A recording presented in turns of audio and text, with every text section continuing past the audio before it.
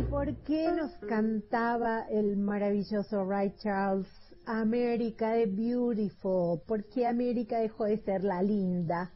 Y América está hoy pasando este proceso de polarización que atraviesa todas las sociedades. Y esto no significa que no haya sido una sociedad donde siempre predominó el bipartidismo. Siempre en Estados Unidos fueron dominantes dos partidos, los demócratas y los republicanos. ¿Qué es lo que hace que ahora estemos hablando de polarización y antes no? La polarización es el fenómeno por el cual se excluye al otro. El problema no es que la sociedad esté dividida en dos. El problema es cuando una mitad de la sociedad pretende o que la otra se le acople y piense homogéneamente como la mitad que es dominante en un momento, o peor, y lo estamos viendo en muchas sociedades, se busca la descalificación, la desaparición del otro. Es decir, es cuando la dualidad que es propia de nuestra constitución como seres humanos y que en algún momento fue saludable. De hecho, esa democracia de bipartidismo era vista como una democracia sólida en donde la alternancia permitía un equilibrio, un control de poderes y todas esas cosas que hacen a la consolidación de un sistema democrático estable. El problema es que ahora se sigue manteniendo la alternancia, pero cada vez es más difícil esa convivencia. Lo hemos visto después de la salida de Trump. Trump y Biden son los candidatos a compulsar en las próximas elecciones y Jorge Argüello, que ha sido embajador en los Estados Unidos, está presentando, les decía, este libro que se llama Las dos almas de Estados Unidos, en donde intenta explicar, ¿no? Cómo hoy conviven esas dos almas y por qué están en tensión. Lo escuchamos. Jorge Argüello es presidente de la Fundación Embajada Abierta, les decía, había sido embajador argentino en Estados Unidos, en Portugal, ante las Naciones Unidas, fue Sherpa en el G20 y nos hace, además de una descripción de su libro, un panorama muy interesante para entender esta política internacional que es tan necesaria para entender el mundo en el que vivimos. Escuchamos a Jorge Argüello. Ante todo, muchísimas gracias por conversar con Radio Ciudad de su libro, que me parece un tema de muchísima trascendencia en estos tiempos. Se llama Las dos almas de Estados Unidos y me parece que también viene a cuento no solamente para explicar la situación de Estados Unidos, sino de esta sensación de polarización que atraviesa la política internacional en todos sus aspectos, o me equivoco en la interpretación. No, dice muy bien. Yo creo que, a ver, los argentinos sentimos que somos los campeones del mundo en materia de grietas. Y la verdad es que eso supone un cierto ombliguismo. No alcanzamos a ver que la mayoría de las democracias occidentales están atravesadas por intensos procesos de fragmentación por un lado y de polarización por el otro. En el fondo lo que está en cuestión es la capacidad de la democracia de resolver las expectativas de la gente, la problemática cotidiana de la gente. Y hay una cierta mirada de cansancio. Y esto es lo que está poniendo en jaque al sistema. En nuestro país, la grieta se expresa básicamente en función de diferencias políticas fuertes pero coyunturales. En países como Estados Unidos, esta grieta social y política está más relacionado con los valores fundantes, los valores esenciales de esa sociedad. Cuando hablamos de grieta en Estados Unidos, estamos hablando de Dios, estamos hablando de la religión, de la familia, estamos hablando del aborto, estamos hablando de la migración. Fíjense que diferentes intensidades que hay, ¿no? Entonces yo diría, en general hay un agrietamiento en la mayoría de, sobre todo las democracias occidentales. Ahora, ese agrietamiento tiene o reconoce distintas intensidades según donde uno se pare. Uh-huh. Lo único que tenemos en claro es que estamos en el medio del proceso. En inglés se diría, el proceso está in the making. Va a pasar tiempo, no sabemos cuánto, hasta que vuelva a haber un cierto encolumnamiento colectivo detrás de valores principales en nuestra y en todas las sociedades. Bueno, pensar que es un proceso, una democracia en construcción, para seguir con esa imagen, de alguna manera también le da una mirada positiva a este proceso en el que estamos viviendo. Digamos, ¿usted cree que puede ir hacia una mejora o una consolidación de la democracia? Yo creo que debería ir en ese sentido. Tengo toda la expectativa que vaya en ese sentido. Estamos en un proceso de cambio y como todo proceso de cambio de estas características el resultado es incierto. Ojalá que sí. La alternativa sería que se consoliden los sistemas autocráticos, es decir, un resultado no positivo para la evolución de la democracia. Elijamos mirar que estamos construyendo una mejora del sistema democrático. Ahora, este año, por ejemplo, yendo a la temática del libro, este año, el año de 2024, en Estados Unidos va a haber elecciones presidenciales. Probablemente sean de las elecciones más trascendentes de los últimos tiempos en Estados Unidos. No solamente porque estamos hablando de Estados Unidos, que es la primera potencia planetaria, sino que además estamos hablando de un Estados Unidos que, sin renovación en los liderazgos, tengamos en cuenta que uno de los candidatos va a cumplir 78 años y el otro va a cumplir 81 años, sin renovación en los candidatos, está llevando a la confrontación a los dos nombres que expresan lo que yo llamo en el libro las dos almas de Estados Unidos. Y nadie espera que las elecciones del 5 de noviembre resuelvan el problema de la grieta estadounidense. Todos sabemos que eso va a llevar generaciones. ¿Sabe por qué, Adriana? Porque gestar la grieta llevó generaciones. Sí. Yo me acuerdo hace muchos años, cuando Bill Clinton presidía a los Estados Unidos, me acuerdo que en el Congreso apareció un diputado en la Cámara Baja, en la Sala de Representantes del Congreso de los Estados Unidos, apareció un representante republicano, jefe de la bancada, se llamaba Newt Gingrich. Gingrich inauguró un discurso muy duro, muy agresivo, muy conservador, que no quedó olvidado. Esas posturas fueron después recogidas por lo que se conoció como el Tea Party, que a su vez evolucionó y terminó expresándose, o esas definiciones terminaron siendo expresadas por Donald Trump, que en su momento era aportante del Partido Demócrata, pero que se convirtió en republicano y se radicalizó siguiendo esa línea de pensamiento que recién mencionaba. Y hoy Donald Trump se ha adueñado absolutamente del Partido Republicano y expresa una de estas dos almas de los Estados Unidos. Por eso es tan interesante el proceso que está viviendo ese gran país este año, y por eso es tan importante que entendamos cuáles son las raíces de ese problema y que van a ser necesariamente determinantes del comportamiento electoral en este año. Sí, y yo rescato algo muy interesante que aparece a lo largo de su análisis en este libro, y es que a pesar de estas dos almas, hay cuestiones en Estados Unidos que tienen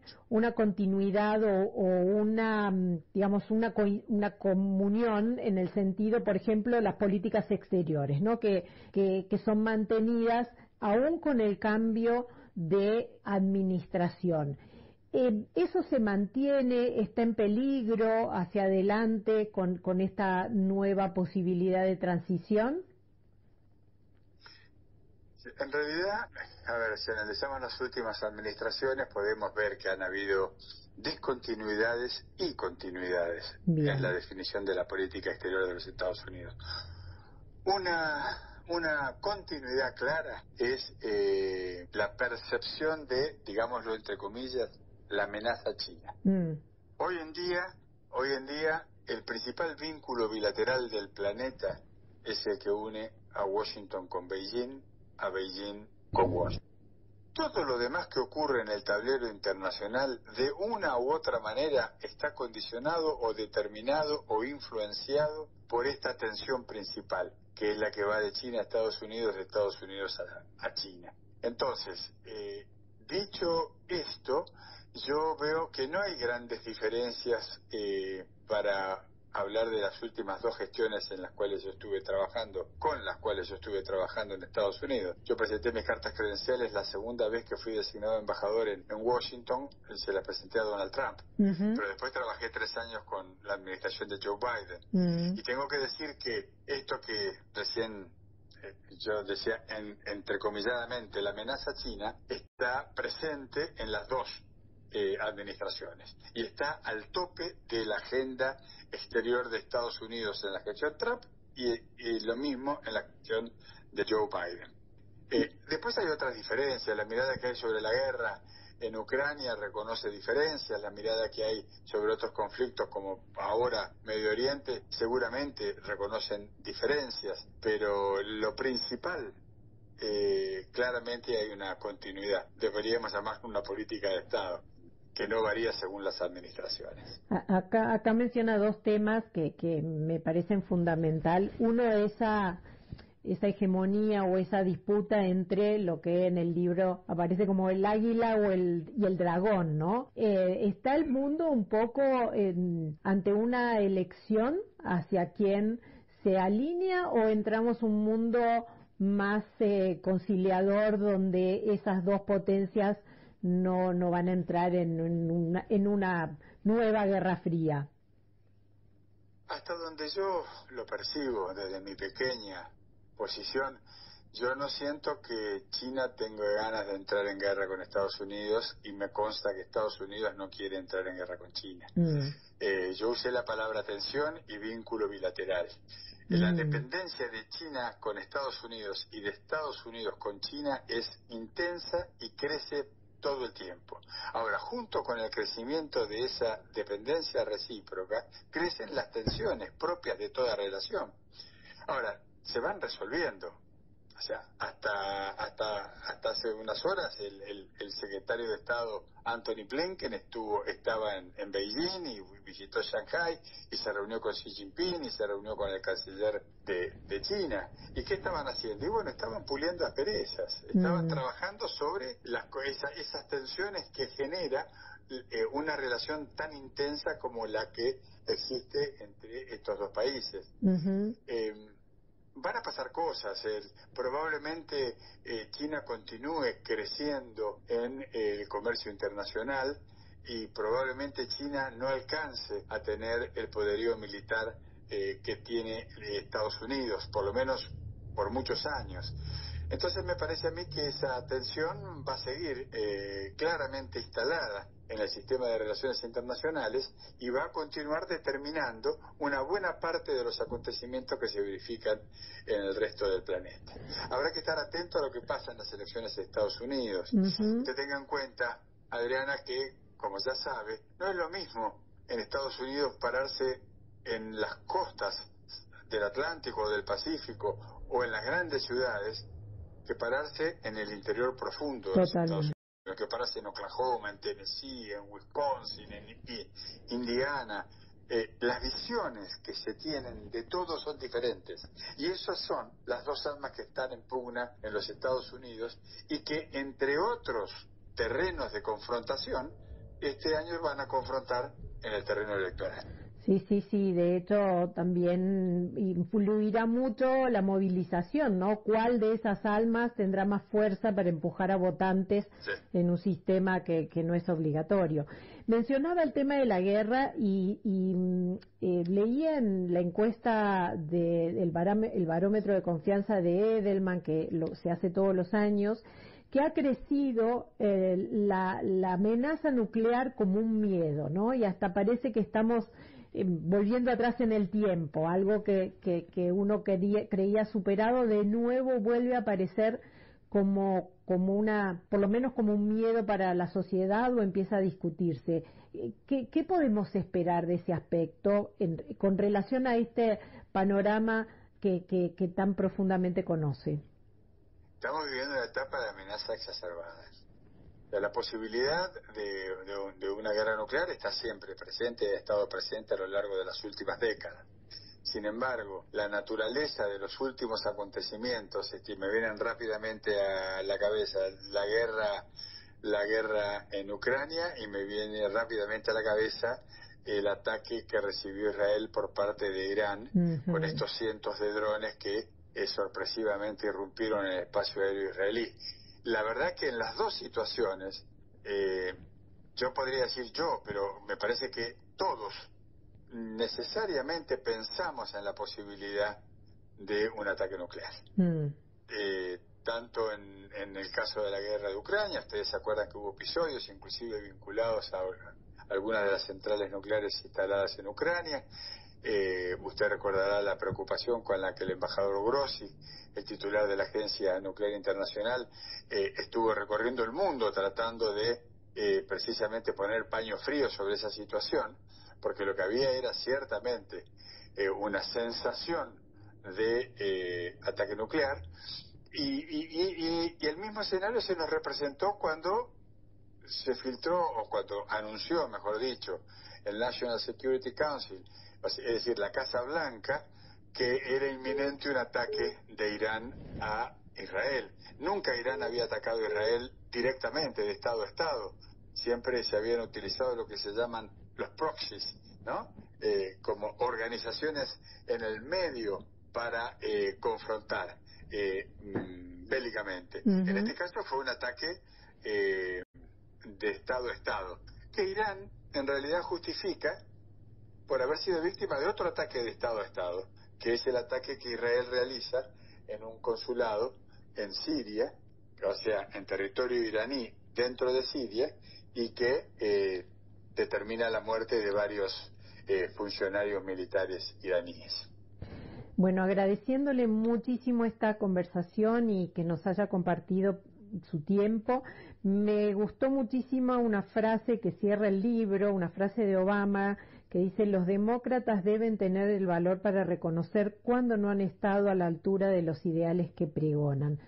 Esa frase podríamos aplicarla también a Argentina. Sí, absolutamente. Absolutamente. Esa frase tiene que ver con esto con su pregunta inicial, digamos, ¿no? Con la temática, con el tema con el que inauguramos este lindo diálogo. Hay una zozobra en las democracias y esa zozobra requiere de coraje, requiere de claridad, requiere de asumir con valentía los errores propios para corregir hacia el futuro. Yo presenté mis cartas credenciales la primera vez en Washington, en la Casa Blanca, se las presenté a Barack Obama. Y la verdad es que por eso quise de alguna manera cerrar el libro con esa cita, porque esa fue una presencia importante para Estados Unidos, fue una bocanada de aire fresco que ha generado, bueno, lo que después siguió, ¿no? Pero está todo abierto. La verdad que la moneda está girando en el aire en Estados Unidos, no sabemos cuál va a ser el resultado de las elecciones, y lo más importante, no sabemos cómo va a evolucionar esta grieta que tanto daño le hace a la sociedad norteamericana. Pero lo primero que tenemos que hacer es reconocer la realidad tal como nos es dada, para poder construir entonces las herramientas necesarias para lidiar con esa realidad y mejorarla. Eso también lo aplicaría a Argentina entonces. Sin duda. Muchísimas gracias, muy amable. Mucho gusto, Adriana, encantado de estar en su programa. Muchas gracias.